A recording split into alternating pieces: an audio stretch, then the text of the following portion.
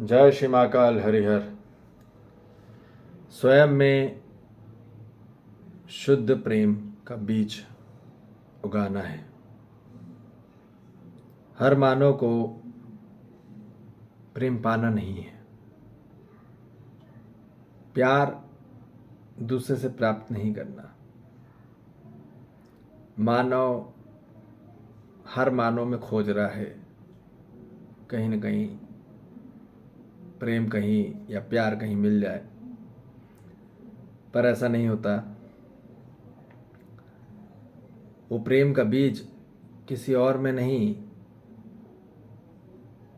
जो प्रेम चाहिए वो बीज आपके अंदर ही है। हर मानव के अंदर है वो बीज।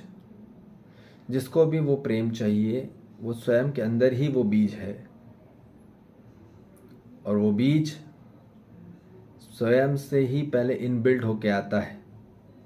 पर हम बाहर पीएचडी कर डाल रहे हैं, बाहर खोज रहे हैं पूरा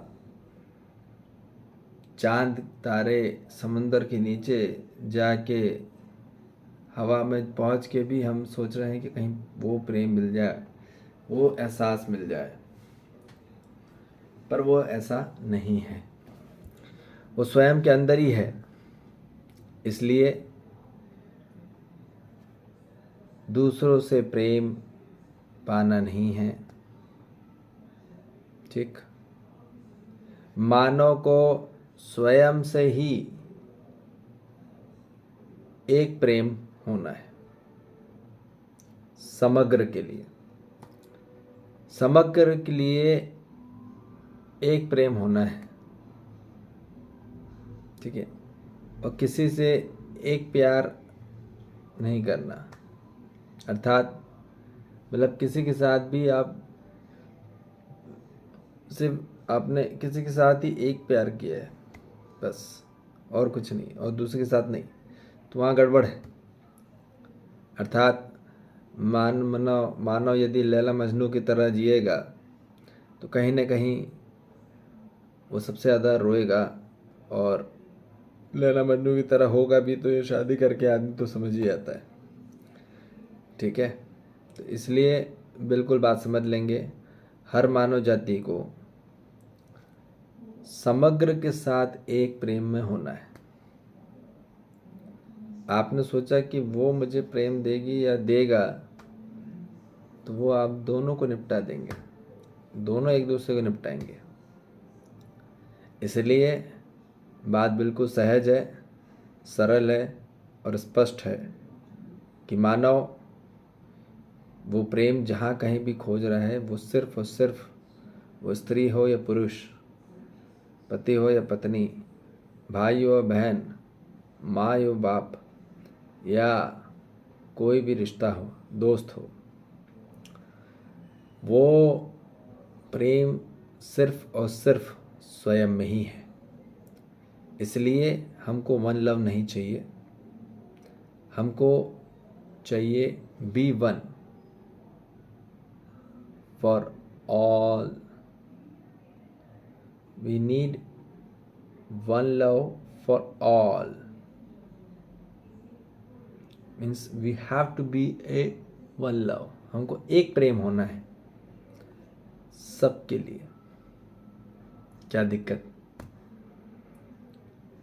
जैसे अर्थात है कि हम क्यों बोल रहे हैं ये, प्रेम ऐसा होना चाहिए जो सबके लिए फलित हो। जैसे कि हम किसी पेड़ की छाया में बैठते हैं, तो ऐसा तो नहीं कोई एक ही मानव को छाया देता है। वो भले वो आतंकवादी भी आके बैठेगा या कितना भी सामाजिक व्यक्ति या साधु संत भी बैठेंगे, तो भी उनको उतनी छाया देगा। इसमें किसी के लिए कोई भेद नहीं। प्रेम ऐसा ही होता है। प्रेम होना है एक छाया की तरह, प्रेम होना है एक धूप की तरह, प्रेम होना है एक फूल की खुशबू की तरह, जो हर मानव के लिए हो, किसी एक के लिए नहीं, समग्र के लिए। तो मानव पूरा उसका जो असली कार्यक्रम है वो तृप्त होगा। तृप्ति होती है सिर्फ और सिर्फ देने में। ठीक। आंतरिक तृप्ति, भौतिक तृप्ति लेने में होती है। ठीक है। भोग तृप्ति सिर्फ लेने में होती है, पर जो आंतरिक आत्मा की जो तृप्ति है वो सिर्फ और सिर्फ देने में होती है, लेने में नहीं।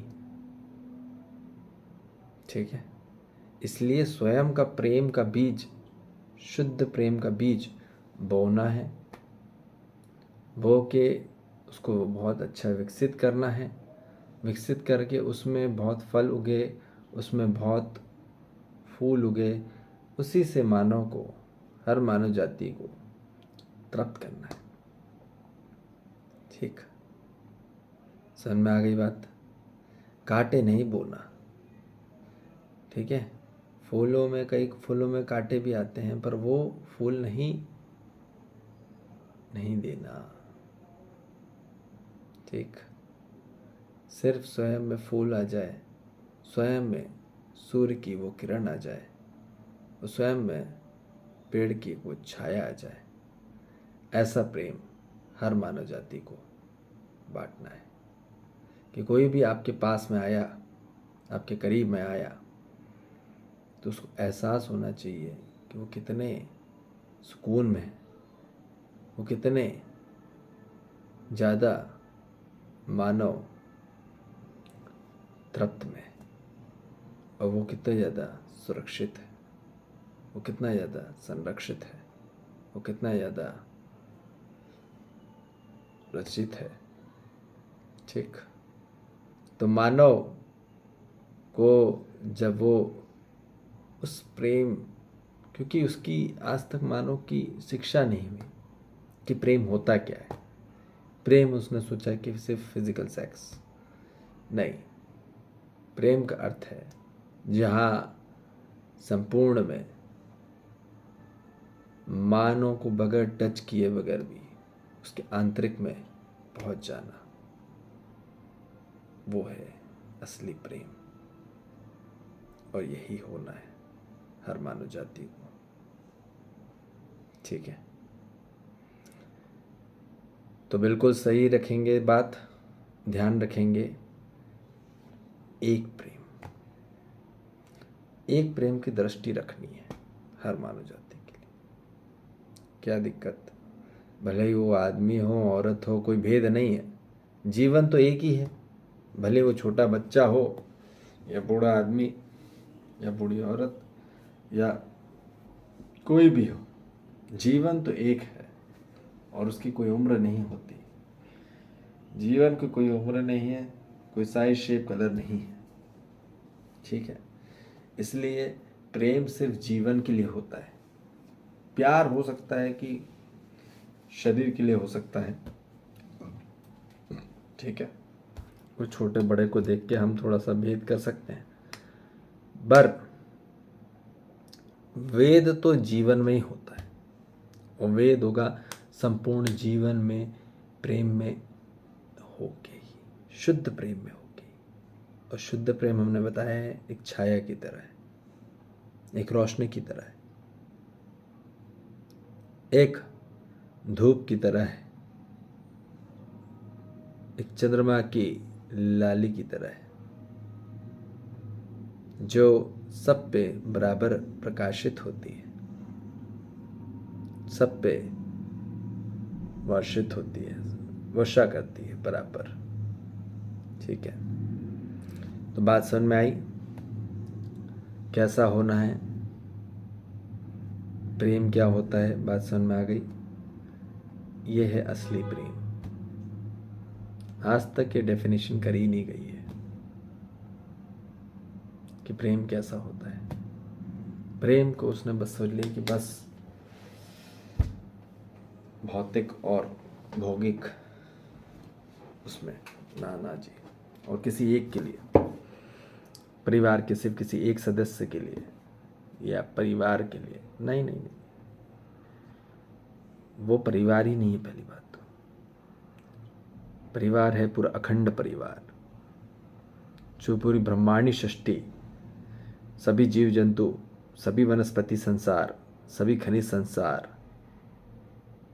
सभी पंच तत्वों के प्रति शुद्ध प्रेम, वो है अस्तित्व प्रेम, और वही होना है।